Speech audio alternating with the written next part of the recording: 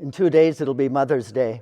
Mother's Day has never been quite the same for me for the last 17 years, for it's been 17 years since my mother passed. But scarcely a day goes by but that at some point I don't think of her.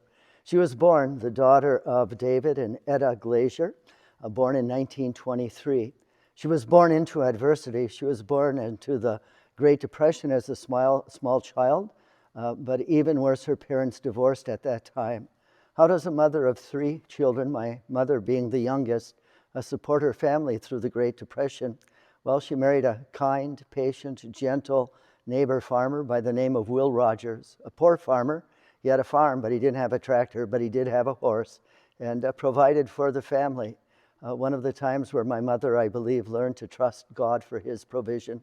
As a child, she made a commitment. This is the most important thing to know about my mother.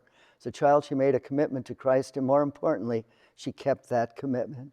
She graduated from high school, went on to County Normal, which certified her to teach public school, taught for a few years in a one-room schoolhouse, which was an education in itself.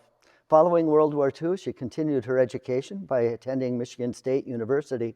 While attending a chapter meeting of InterVarsity Christian Fellowship, she met my father. He proposed, they married, and she joined him in the family business, Danielson's Greenhouse and Nursery, and raised 6 children. She pointed them all in the way of Christ, and thankfully all 6 and their spouses have followed in the way of Christ. After 40 years in business, they sold, but it would not be retirement and leisure for my mother, not with 17 grandchildren, to nurture and point also in the direction of Christ. Every day I'm grateful for my mother. I remember the plaque on our living room wall, which we saw daily. Only one life will soon be passed. Only what's done for Christ will last.